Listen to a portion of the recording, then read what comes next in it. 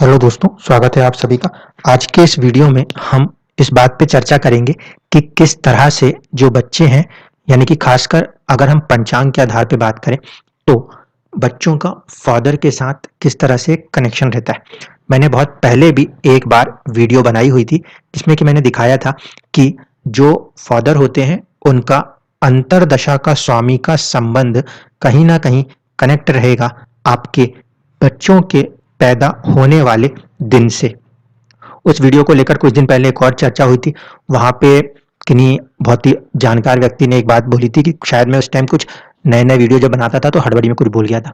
वहाँ पे क्या हुआ था, वहाँ पे मैंने एक चीज़ कही थी, आप पर्टिकुलर तिथि के स्वामी को पकड़ना, क्योंकि तिथि इस बात की पुष्टि करती है कि दिन कौन-सा है। पहले मैं इस बात को क्लियर कर दूँ, फिर मैं इस वीडियो पे आऊँगा, क्योंकि वो पुराने वीडियो को मैं आई बटन पे शेयर करूँगा, ठीक है? वहाँ से आप देख सकते हैं। लेकिन उसमें जो मेरा कहने का अर्थ था, वो ये था कि हम लोग एक्चुअल में वैदिक डेज़ की बात करते हैं, ठीक है? वैदिक वीक डे और जो आप नॉर्मल कैलेंडर देखते हो, उस वीक डे में अंतर होता है। कैसा अंतर होता है? अगर आप लोग ध्यान से समझें, तो हिंदू मान्यता के हिसाब से हमारा जो दिन होता है, वो होता है सूर्य उदय से लेकर अगले दिन के सूर्योदय तक। सपोज करिए कि आज मान लीजिए हमारे लिए वेडनेसडे का दिन है, ठीक है? तो आप जहाँ कहीं पे भी रह रहे हो, वहाँ पे सुबह सपोज 6:30 बजे आज सूर्योदय हुआ। अब जो हमारी रात होगी आज 12 बजे के बाद, उसको भी हम लोग किसमें गिनेंगे? वीक डे के आधार पे वेडनेसडे में ही गिनेंगे। जब तक कि कल, यानी कि कल गुरुवार को सुबह का सूर्योदय नहीं हो जाता, तब तक हमारे लिए जो दिन होता है, वो पर्टिकुलर वीक डे ही रहेगा। वो कैलेंडर के हिसाब से कभी चेंज नहीं होता। उस वीडियो में मैंने इस बात पे फोकस करने के लिए कहा था।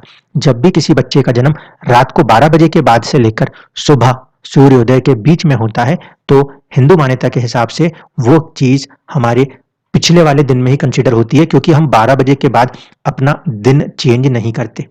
वेस्टर्न एस्ट्रोलॉजी में कह लीजिए, या जो हम नए कैलेंडर यूज़ करते हैं, वहाँ पे आपका दिन रात के 12 बजे बदलता है, लेकिन वैदिक कैलेंडर्स में दिन सूर्योदय से लेके अगले दिन के सूर्योदय के बाद ही बदल सकता है। अब आ जाइए इस कुंडली पे।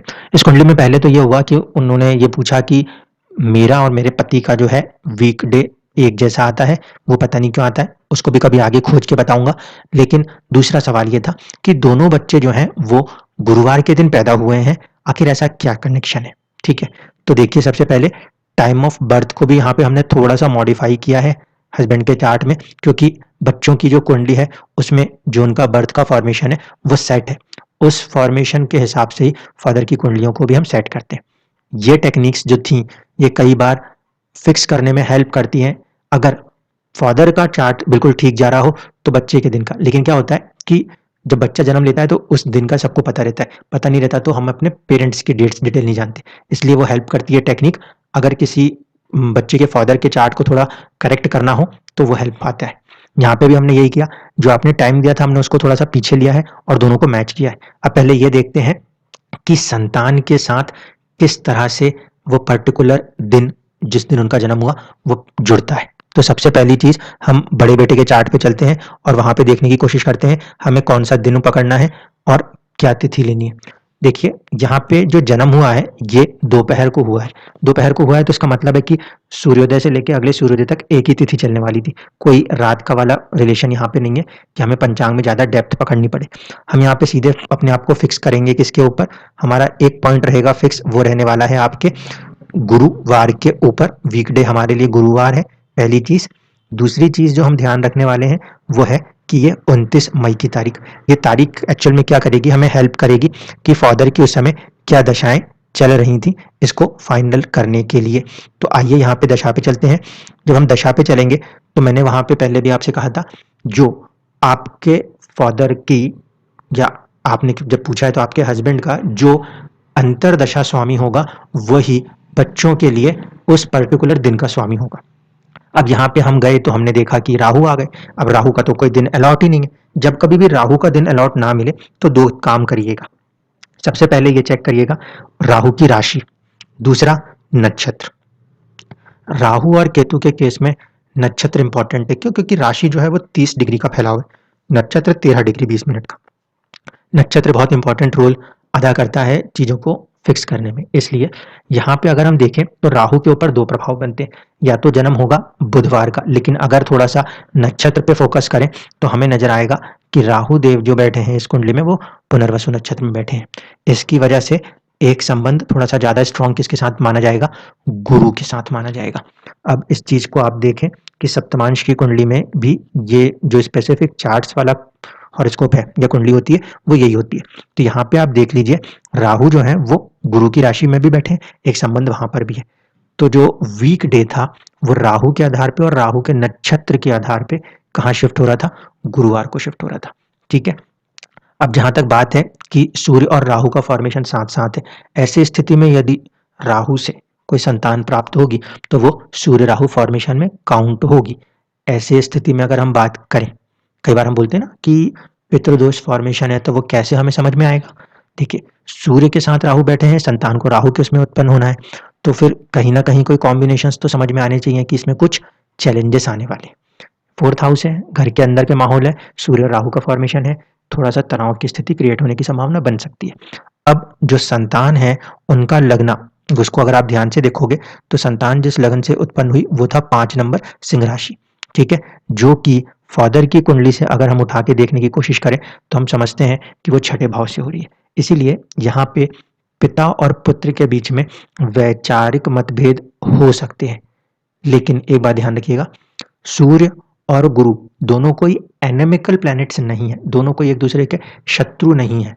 इसलिए यहाँ पे ऐसा कुछ नहीं है कि बहुत हार्डकोर सेपरेटिस्ट आइडियोलॉजी डेवलप हो। ये हो सकता है क्योंकि सिंह राशि यहाँ छठे भाव में आ रही है और वहां पे 12 नंबर की राशि में गुरुदेव बैठे हुए हैं, तो संतान जो है वो थोड़ा सा किसी बेस पर उनका थॉट प्रोसेस अपने फादर के थॉट प्रोसेस से मैच ना करता हो, लेकिन रहेंगे साथ में। ठीक है, पहली चीज तो ये वाला फॉर्मेशन तो आपको समझ में आया कि दशा के अंदर आपको अंतरदशा चेक करनी है। अंतरदशा जो है उसका स्वामी आपको दिन बता सकता है। अगर कभी राहु केतु में फंस जाए तो दो काम करिएगा, नक्षत्र को चेक करिएगा और D7 के चार्ट को चेक कर दीजिएगा। इसके बाद अब देखते हैं अगले संतान की कुंडली। तो अगला जो संतान है उनके चार्ट्स में आप देखिए 3 सितंबर 1992 इस डेट को लेना है। समय 4:30 बजे का है, अभी भी सूर्योदय सूर्यास्त वाली कोई प्रॉब्लम नहीं है, रात का जन्म नहीं है इस वजह से। और यहाँ पे फिर जो है वो आपको तिथि के रूप में तो मिल गए राहु, जबकि वीक डे के तौर पे हमें मिल गए हैं गुरुदेव। ठीक है, इनडायरेक्टली कहीं ना कहीं कुछ संबंध राहु यहाँ पे फिर बना रहा है संतान के साथ। ठीक है, इस बात को ध्यान रखिएगा, तिथि जो है ये राहु को लेके चली है और वीक डे लॉर्ड जो बने हैं फिर से गुरुदेव बने हैं। अब चलते हैं फिर से, तो हम देखते हैं जो उनके पिता हैं उनकी कुंडली में उस पर्टिकुलर समय में यहाँ पे आप देखोगे तो गुरु की अंतर्दशा आपको मिलेगी जो कि तकरीबन तकरीबन 6 सितंबर के आसपास चल रही थी, और जो जन्म आपने यहाँ पे दिया है वो आया है आपके 3 सितंबर 1992। तो यहाँ पे भी यही वाली बात प्रूव होगी कि जो आपकी अंतर्दशा है उसके स्वामी का आपके संतान के जन्म के दिन से एक संबंध जरूर होता है। ठीक है, ये तो एक बात हुई। अब दूसरी बात कि हमने अगर चार्ट्स में थोड़ा सा यहाँ पे टाइम करेक्शन किया है तो अब आप देखिएगा कि नवमांश में कितना वेरिएशन आया। सबसे पहली यहाँ पे जो नवमांश है वो इस 6 नंबर से बन रहा है। इसका मतलब है कि कहीं ना कहीं विवाह के बाद हस्बैंड की जो जिंदगी है वो काफी ज्यादा बदली होगी, एक्सट्रीमली 180 डिग्री का शिफ्ट है, पहली चीज। दूसरी चीज कि यहाँ पे चारों ही केंद्र जो हैं वो क्रूर ग्रहों से ग्रसित हैं, भरे हुए हैं। ऐसे स्थिति में जो वैवाहिक जीवन है उसके अंदर चुनौतियां बन जाएंगी, क्योंकि चारों के चारों क्रूर ग्रहों का प्रभाव, जिसमें से केतु का प्रभाव जो है वो चौथे भाव पर है और वो वर्गोत्तम है। राहु और केतु यहाँ पे वर्गोत्तम स्थितियों में है। दूसरी तरफ से आप देखोगे तो आपका जो 7th हाउस लॉर्ड बनेंगे इस नवमांश में वो अपने से 12वें जाके बैठ जाते हैं। यहाँ पे कहीं ना कहीं वैवाहिक जीवन जो है वो ज्यादा संघर्षमय बनता हुआ नजर आता है इस कुंडली से। यहाँ पे आप देखो 6 नंबर की राशि में शनिदेव बैठे हैं और उसके स्वामी बुध जो है वो तीसरे भाव में गए हैं, जहाँ पे कि शनि की दृष्टि का भी प्रभाव रहने वाला है। इस वजह से कहीं ना कहीं ये वाला जो नवमांश बनता है वो एक चुनौतियां दिखाता है, जबकि ओरिजिनल जो आपने पहले वाला टाइम हमें दिया है अगर उस हिसाब से हम कुंडली को डेवलप करते हैं तो वहां पे जो डिफरेंस है उसको आप देख लीजिए, काफी डिफरेंस आपको समझ में आएंगे। इस चार्ट के हिसाब से अगर देखा जाए तो यहाँ पे यहाँ का स्वामी है मंगल और वो वहीं पे साथ में बैठ के दृष्टि दिए हुए, जबकि आपके इस फर्स्ट हाउस के स्वामी शुक्र वो भी साथ में बैठे हैं। तो यहाँ पे उतना ज़्यादा स्ट्रगल देखने को नहीं मिलता विवाह को लेकर, जितना कि जो नवमांश 10 मिनट पहले के समय पे बन रहा है। तो इस हिसाब से मुझे ये लग रहा है कि जो आपके दोनों बच्चों के जन्म की तिथियां हैं, दोनों बच्चों के जो जन्म का दिन है, उसको ध्यान में रखते हुए वो जो डेज लॉर्ड है उसको फोकस करा जाए और यहाँ पे इनका टाइम करेक्शन लिया जाए।